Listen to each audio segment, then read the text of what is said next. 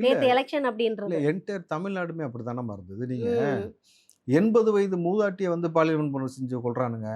2 வயசு குழந்தைய கொல்றானுங்க பாலியல் வன்புணர்வு செஞ்சிடும் பொழுது, இன்னைக்கு நீங்க நேத்து நேத்து கூட நீங்க பார்த்துருக்கலாம். 8 பேர் சேர்ந்து 15 வயது சிறுமிய கூட்டு பாலியல் வன்புணர்வு. இன்னொருத்தவன் அதே மாரி கரூர்ல தான் ஒருத்தன புடிச்சாய்ங்க.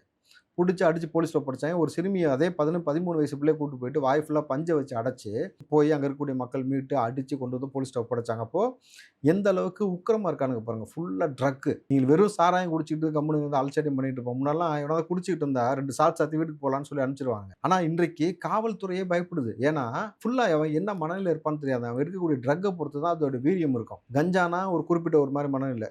இந்த மெத்துலாம் எடுத்தீங்கன்னாக்கா 5 நாளைக்கு அவன் அத உட்கொள்ளும் பொழுது என்ன மைண்ட் செட்ல இருக்கானோ, அதான் அந்த மைண்ட் செட்ல இருக்குமாம். அவன் எடுக்கும்போது சந்தோஷமா இருந்தானாக்கா, சந்தோஷமான மனநிலையில இருப்பான். கோவமா இருந்தாக்கா 5 நாளைக்கு கோவமாவே இருப்பான். யாரையாவது கொலை செய்யணுன்ற மனநிலையில இருந்தா, யாரையாவது கொன்னே தீரணும் அவனுக்கு. இவ்வளவு நாட்ட கெடுத்து நாசம் பண்ணி வச்சு, வெட்கம் இல்லாம எந்த யூடியூப் தொறந்தாலும், ஸ்டாலின் தொடரட்டும், நாட்ட நாசமாக்கட்டும் விளம்பரம் போட்டாங்களா?